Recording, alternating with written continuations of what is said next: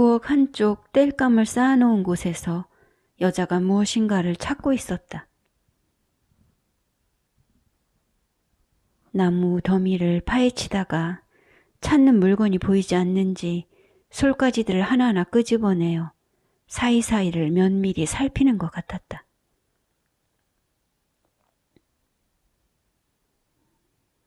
뗄나무들을 모두 끌어내어 나뭇간이 훤하게 드러나자 여자는 흙바닥을 손으로 긁어 파보았다.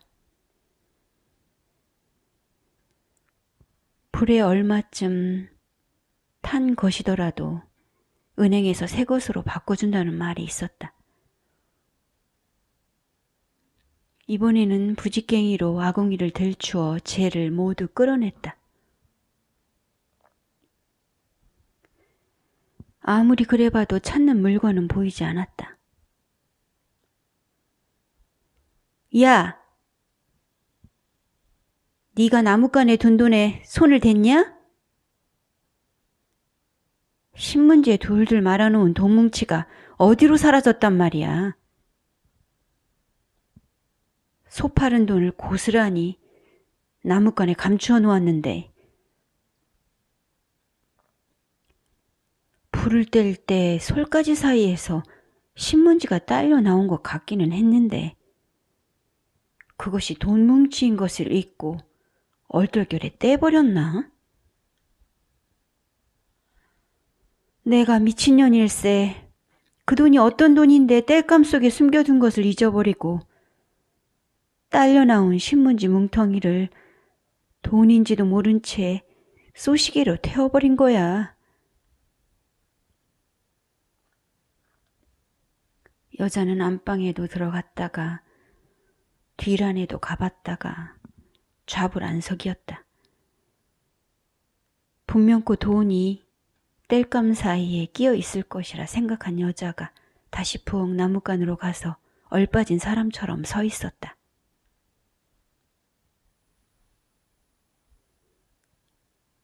아이는 부엌문 앞에 움츠려 서서 여자의 몸놀림을 살폈다.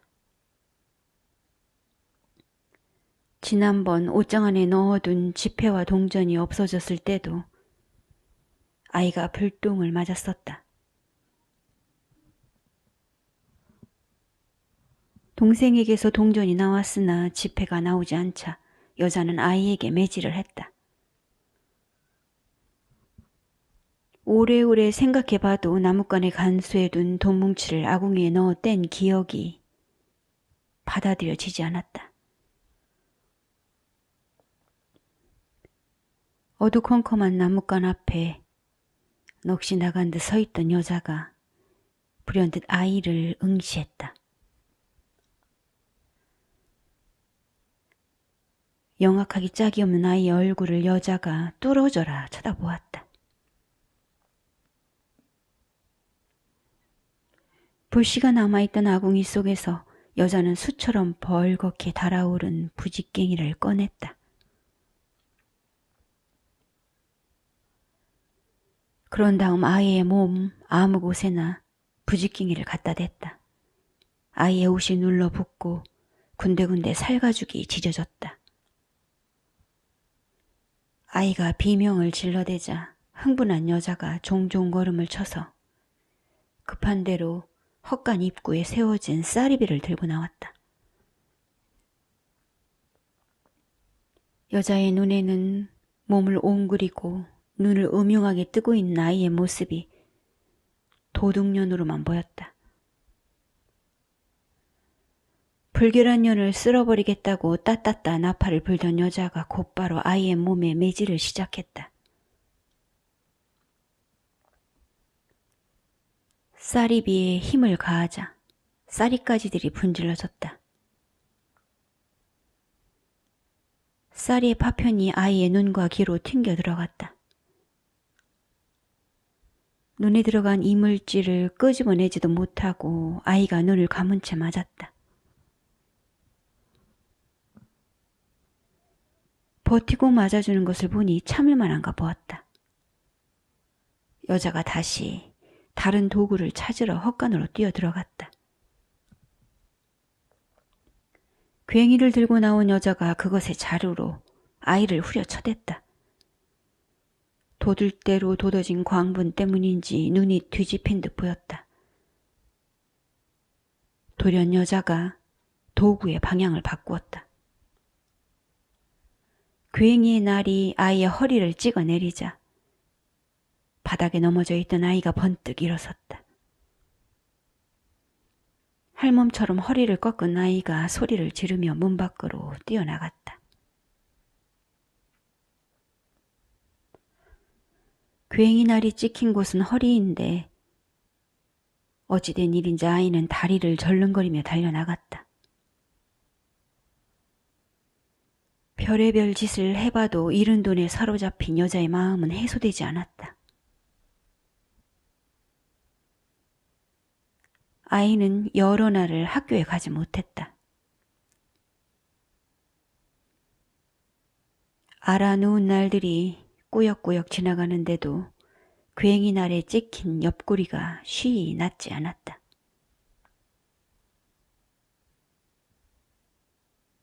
부지깽이에 지져졌던 자리는 조금씩 아물고 있었다. 그나마 다행스러운 일이라면 누워있는 아이에게 여자가 별다른 관심을 두지 않는다는 것이었다. 얼마간 조용한 날들이 지나갔다.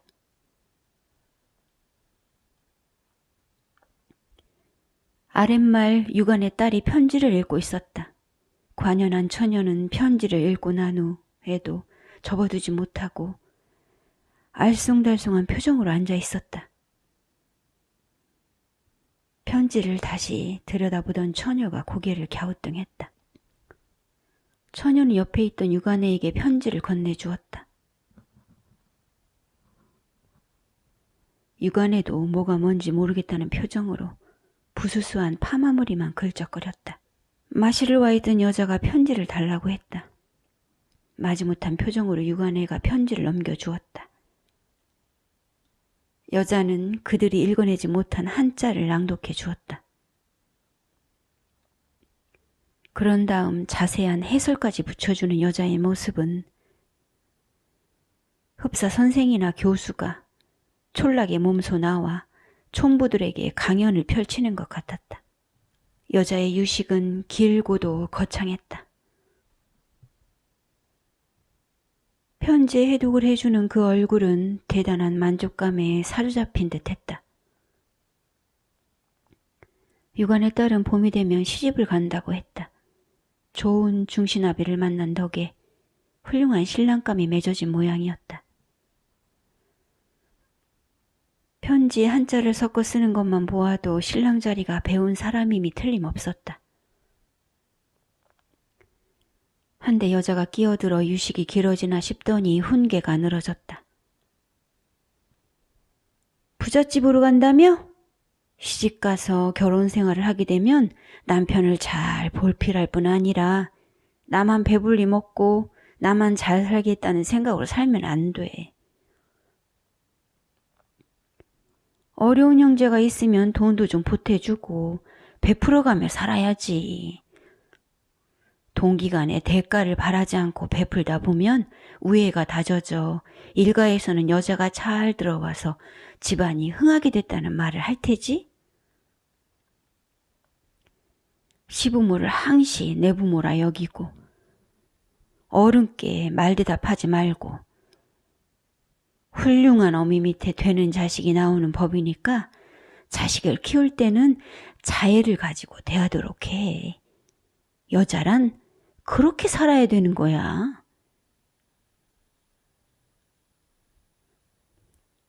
의미심장한 말투로 남의 딸을 가르치려 드는 여자에게 유관에는 미간이 찌푸려졌다.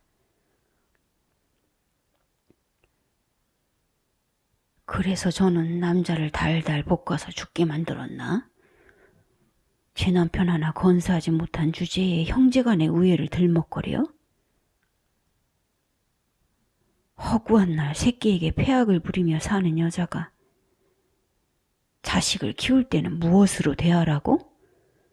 걔 콧구멍 같은 소리를 주절거리고 있네. 자신의 삶과 상반되는 이야기를 여자는 천연덕스럽게 늘어놓았다. 자신이 사람들에게 좋은 본보기라도 되는 양 여자는 제 인생을 끌어다 붙이며 그럴싸하고도 좋은 말들을 부려놓고 있었다. 유관에는 그런 여자와 말을 섞지 않으려고 입을 굳게 다물었다. 학교로부터 연락이 왔다. 몇몇 선생님들이 수업 태도가 좋지 못한 아이를 요주의 학생으로 지목했다고 담임선생이 말했다. 담임교사는 아이가 다루기 힘든 학생이라는 말도 흘렸다.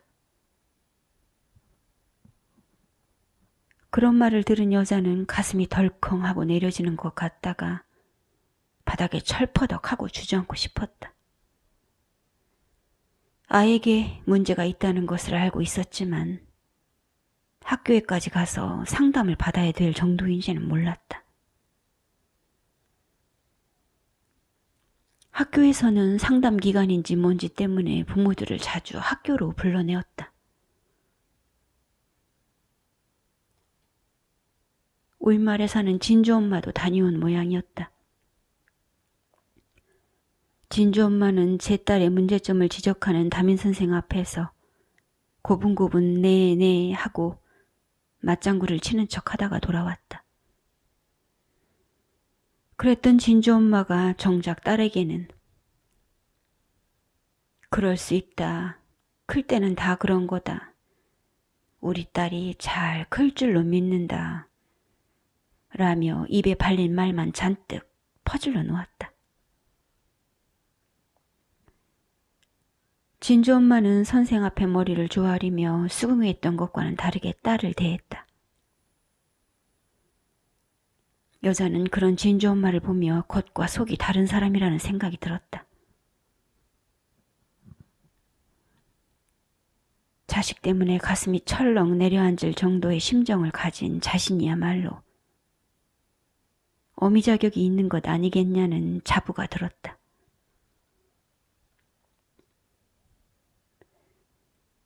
학교에 나가보려던 여자가 입을 만한 옷을 찾아보았다. 입고 나갈 마땅한 옷이 없었다. 죽은 남편에 대해 생각해보던 여자가 흰 치마 저고리를 꺼냈다. 외출할 때 상복을 입어주면 사람들이 자신을 지조 있는 여자의 이미지로 보아줄 것이라는 계산이었다. 철없던 한 시절에 웃음을 팔았던 것과 의지할 남자를 찾아 헤매며 젊음을 소진했던 것을 나긋한 소복이 가려줄 수 있으리라는 계산이 들었다. 남자들을 만나 마음도 주고 몸도 주었으나 모두 허사였다.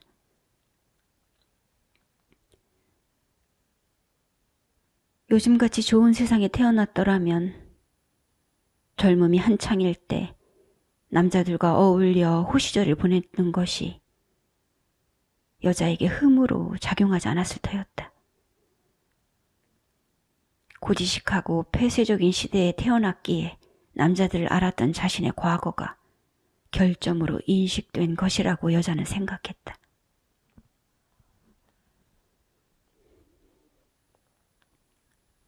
치마 저고리를 보니 영업집에서 술을 따르던 때가 불현듯 떠오르고 있었다. 한복을 곱게 차려입은 여자가 치맛자락을 쓸며 사내들 앞에 살포시 나앉았다. 그토록 음전한 자신을 누구라도 감히 올려다보지 못할 것이라고 여자는 짐작했다.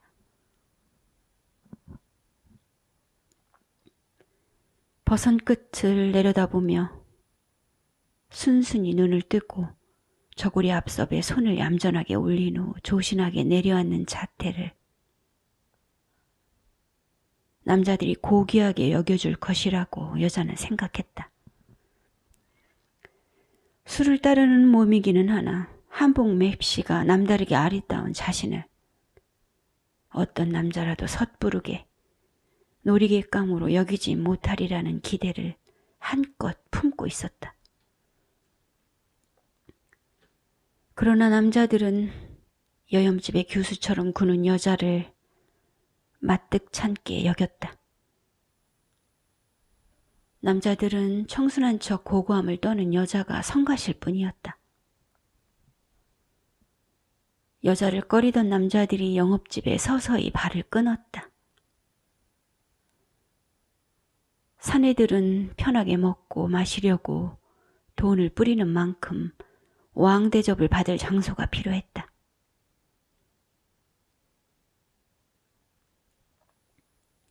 취기가 오르면 마음껏 주무를 수 있는 색시를 원할 뿐이어서 사내들은 상전처럼 받들어 주어야 하는 여자를 불편하게 느낄 뿐이었다. 무슨 이유에선지는 몰라도 여자는 여느 색시들과 달리 남자들로부터 특별 대우를 받고 싶어 했다. 한데 술을 따르는 색시에게 범접하지 못할 순결이 있을 리 없다고 판단한 남자 하나가 불시에 여자를 범했다. 그렇게 남자를 받아들인 어이없는 상황에도 불구하고 여자는 자신이 남자로부터 선택을 받았다고 생각했다. 얼마 후 남자를 따라 여자는 영업집을 나올 수밖에 없었다. 겉으로 도도한 체하는 것과 다르게 여자의 속마음은 늘 남자가 그리웠다.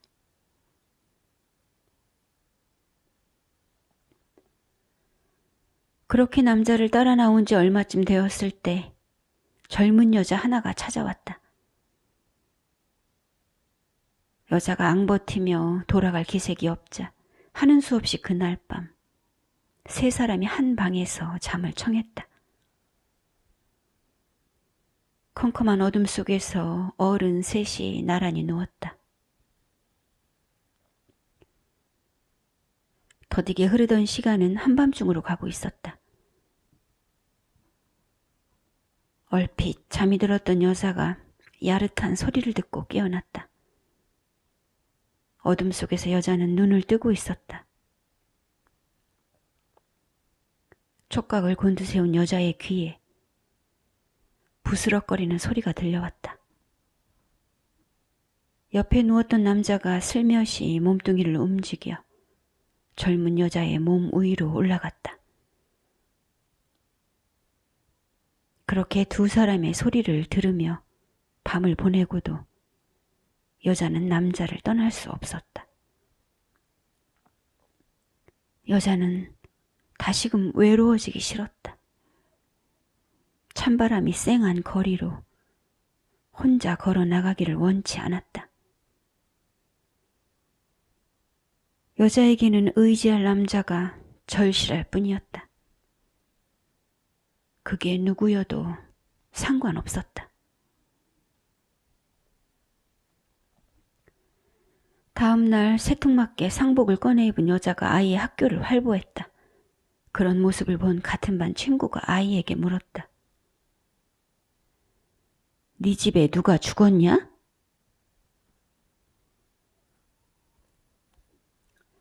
유관의 딸이 신혼여행을 마치고 친정에 왔다. 새 부부를 본다고 동네 안악들이 유관애로 몰려갔다. 유관애가 꾸러미를 끄르자 안악들이 고개를 내밀었다. 새색시 얼굴에 웃음이 피어났다. 동네 안악 중에 하나가 새색시의 활짝 핀 모습을 칭찬했다. 아유, 곱기도 해라. 선물도 좋은 것이지만 새색시의 얼굴이 한껏 피어 봄꽃이 따로 없네. 이리 보아도 곱고 저리 보아도 곱기만 하구나.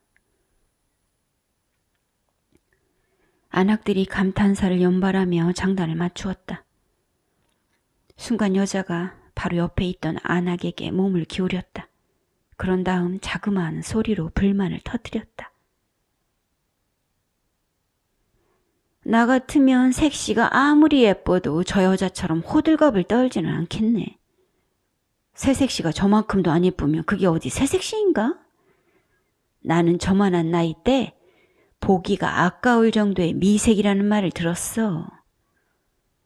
입에 발린 말을 놀려대니 안 있고 못 봐주겠네. 옆에 있던 안악이 잠자코 듣고 있었다. 잠시 후 여자는 육아내에 대한 불평을 쏟아냈다. 저희가 지난번에 우리 집으로 참기름을 빌리러 왔더라고. 집에 참기름이 떨어졌으면 안 쓰고 말지. 빌리러 다닐 게 뭐람? 남에게 빌려서까지 음식에 참기름을 쳐대면 제 솜씨가 좀 나아지나? 남들 앞에 솜씨 자랑을 하고 싶어서 유흥을 쓰는 저런 여자에게는 참기름이 있어도 빌려주고 싶지 않아. 여자의 불평을 듣고 있던 안악이 표가 나지 않게 고개를 돌렸다. 본래 여자는 트집을 잡고 시비하기를 좋아했다. 제 감정만 내세우는 여자의 말이 안악이 귀에 시끄럽게 느껴졌다. 빌려주기 싫으면 마는 거지. 빌려주지도 않을 거면서 말은 많네. 그 입에서 좋은 소리 한 번 나오는 것을 볼 수가 없군. 이러한 생각을 외며 안악은 지난번에도 여자 때문에 분란이 있었던 일을 상기했다. 사람들이 누군가를 칭찬하거나 좋게 여기면 여자의 얼굴에는 대번 불쾌한 기운이 일어났다. 동네 사람들 중 누군가 나서서 마을 입구에 세워진 돌에 대해 칭송한 적이 있었다. 우리 마을이 이제 효마을이라네? 마을 어귀에 효마을이라고 새겨서 세워놓은 돌을 다들 봤지? 그러자 배알이 꼬이는 표정을 지으며 여자가 불쑥 튀어나왔다. 아니, 이 마을이 무슨 효마을이라는 거야? 나는 이제껏 마을에서 효를 행하는 사람을 보질 못했네. 거짓말을 꾸며내어 붙여놓고 뭐가 좋아서 희낙낙이야. 여자가 목소리를 높이자 상대방도 지지 않고 대거리를 했다. 이봐 용연네. 단 한 가지의 효라도 행했으면 그게 효지.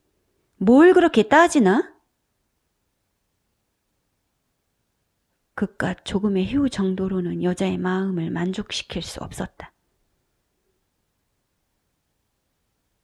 여자는 사소한 일에 말꼬투리를 잡고 늘어지기를 좋아했다.